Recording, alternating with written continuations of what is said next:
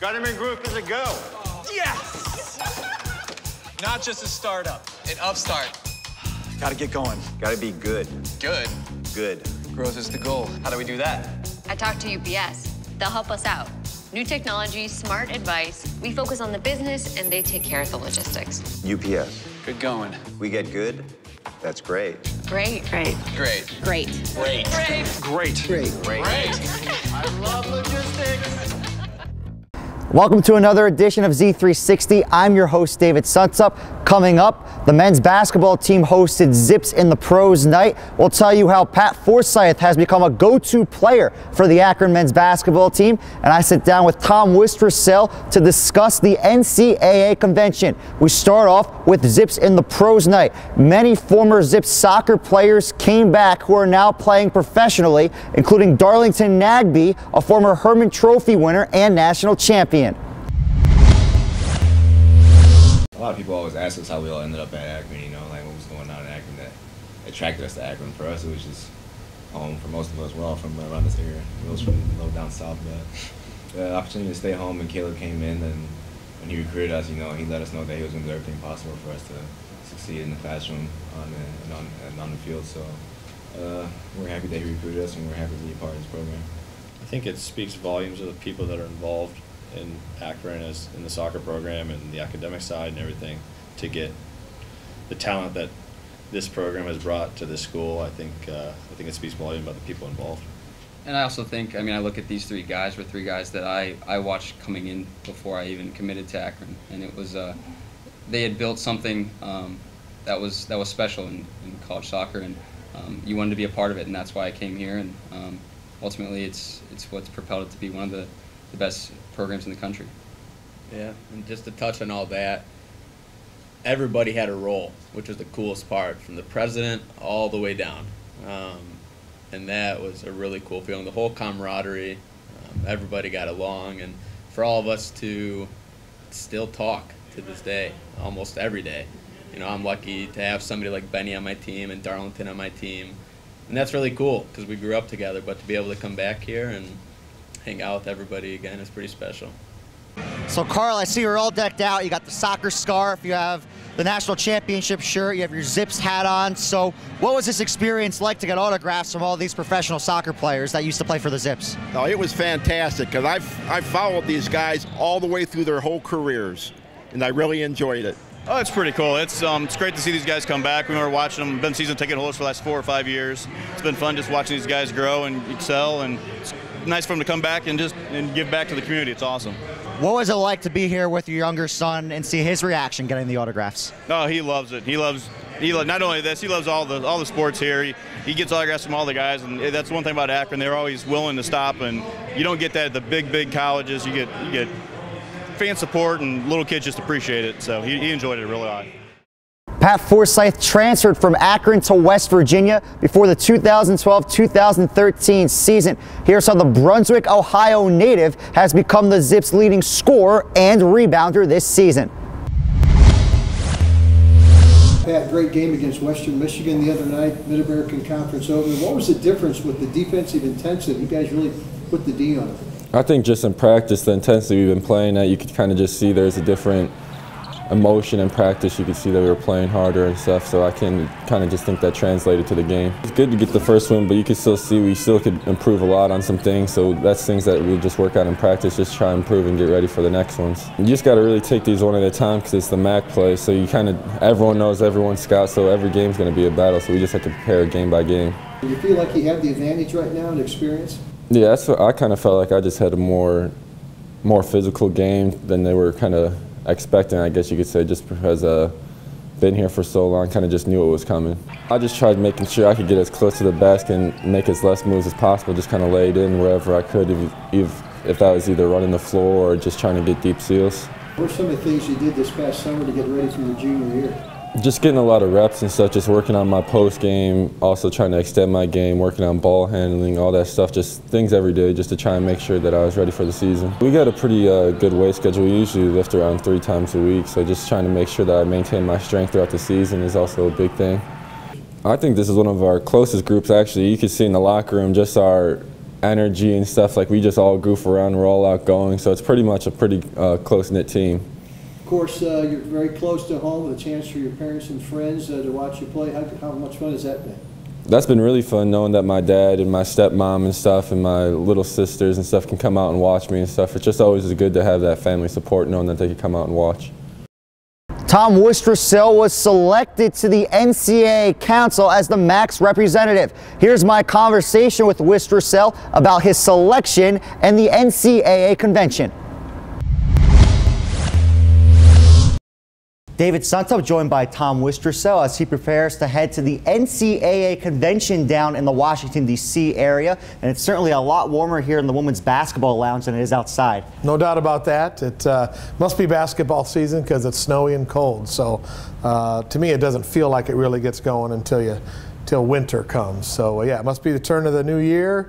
2015 is here, and Zips basketball's off and rolling. So an exciting time.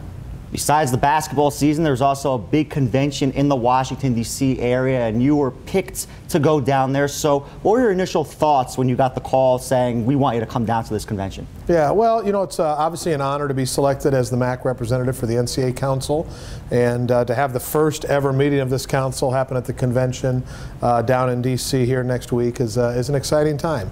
And there's a lot happening in Division I right now. There's a lot of unknown that I think we're going to try to clear up through the course of these meetings, but obviously a tremendous honor to represent the entire Mid-America Conference as our selection on the NCAA Council. You mentioned that it's a tremendous honor for you to represent the MAC. How are you able to distinguish yourself amongst your colleagues in the MAC?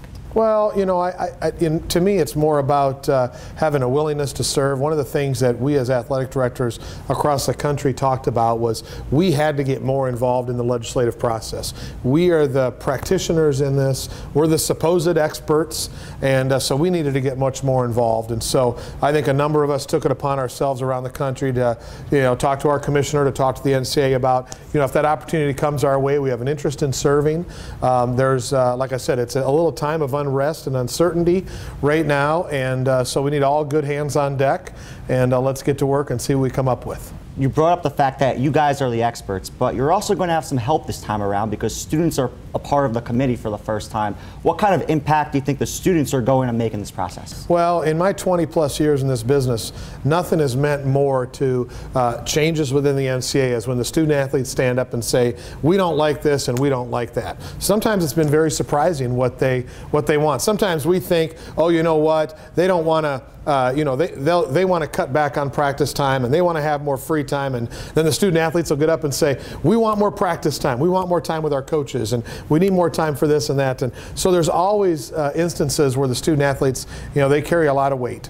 And not only do we have student athletes as part of the NCAA Council, one of them is a member of the Mid-America Conference, a men's soccer player at Northern Illinois, and so I'll look forward to working with him. But it's very meaningful to have faculty reps, commissioners, ADs, synonyms, administrators, all as part of the council, and now you add in the student athletes, and that's going to make it very special. You alluded to the fact that there are some unknowns that you guys need to discuss. So what are some of the issues that you plan on bringing to the table when you meet? Well, I think, you know, obviously the cost of attendance issue is in some ways going to dominate this discussion, because what we have to figure out is, okay, we want to provide more resources to the student athletes, and how do we do that? And what are the pros and cons to each of the issues that are out there? And you can see the mobility of the NCAA can happen. Look what happened just recently with the college football playoff and being able to pay for the student athletes' families to attend the games in Dallas. They also extended that to the Final Four. They're going to be able to pay for the families to travel to the Final Four to watch the teams play. So, you know, for us, it's about, okay, now that dam is kind of broken, how do we now put that in a set of rules that we can somehow manage and somehow live with, that span all of Division I? You have 350 schools in Division I, with huge schools, huge budgets, small budgets, private schools, public schools. You have lots of differences in there, and for us it's about getting in a room and talking about, okay, how is this going to work? Let's talk about how this plays out over time. And for me as a representative of the MAC, I got to think about it about all 12 of our schools. And the good thing is we're all fairly similar, so we all have similar needs and similar issues, and so I feel like I can represent the conference well, and then it's a matter of kind of determining what we feel like is the most important things we need to push forward as the legislation comes forward. You talked about developing a set of rules for all the schools, and back in August, the NCAA granted the Power 5 conferences the right to create their own legislation. So what kind of trickle effect is that going to have, not only for the bigger schools, but also for the MAC and Akron? Well, this is the first convention where that group of 5 conferences, the Power 5, will have their own legislative session. They will vote in their own rules, and the other 5 FBS conferences, of which the MAC is part of that, are going to have to decide how we're going to answer to their legislative issues. Are we going to follow exactly what they're doing? Are we going to tweak ours a little bit? Is the MAC going to do something different than the Mountain West Conference or Conference USA? Or are we all going to do something together as the other group of 5 conferences? So there'll be some reactive issues there that we have to come to the table, and we're going to have to make some tough decisions on. But the timing of this is going to be interesting because we don't know exactly how it plays out from them enacting the legislation at this convention that is going to supposedly go in place for next fall, which means we're going to have to react to that very quickly as well, because obviously we're building budgets and recruiting and signing national letter of intents for student athletes here very quickly. So a lot of it's still unknown and kind of changes day by day. What's your plan when you talk with the athletic directors from the Power 5 conferences at this convention? Well, the good thing is we all know each other. So there's relationships over a long time with those ADs at the Power 5 conferences, and essentially what we need from them is we need clarity and we need some consistency. And we need them to really tell us, here's what we're trying to do and here's how we're going to do it. And then for us to be able to say, okay, we understand that. Now we have to make those decisions about what we're going to do. So fortunately, when you've been in the business a long time, you meet lots of people and you end up with a good relationship. So you know they're going to kind of shoot you straight, and then we know we're going to have to respond to that and look kind of long term at what's best for the Mid-America Conference, what's best for the University of Akron, and you know in the long run it might cause some tough decisions, but we'll still come out on a real positive end. You mentioned that this is a really exciting time. What are you looking forward to the most about heading down to this convention? Well, like I said, to be part of the first NCAA Council meeting, the new legislative body for the NCAA is exciting to me. I know lots of people already on the council, and so be able to spend some quality time with them. A lot of time we spend with them is social time. It's time in small group discussion, talking about things. This will be, in a lot of cases, the first time we've all sat together and really kind of talked serious business about where we're going in college athletics, how we're going to deal with the student athlete issues that are out there, with the amount of money flowing into the system, and trying to be fair to all parties involved, and still be serious about keeping Division I together, all 350 schools, the beauty of the NCAA basketball tournament, while also realizing that Ohio State has different needs than Marist, for example, and Akron fits somewhere in between there, and so I'm excited about being a part of that future. Well, Tom, thanks so much for joining me, and I hope you have a great time at the convention and also in the Washington, D.C. area, if you're able to explore any of the monuments or historical sites. Well, that's great. Thanks for having me. The NCAA convention is from January 15th through the 18th, and once Tom is back from the Washington, D.C. area, we will have part 2 of our sit-down. That wraps up this edition of Z360. Tune in next week as we'll have a special GoPro feature on pole vaulting that you won't want to miss. Thanks so much for watching. I'm your host, David Suntup for GoZips.com.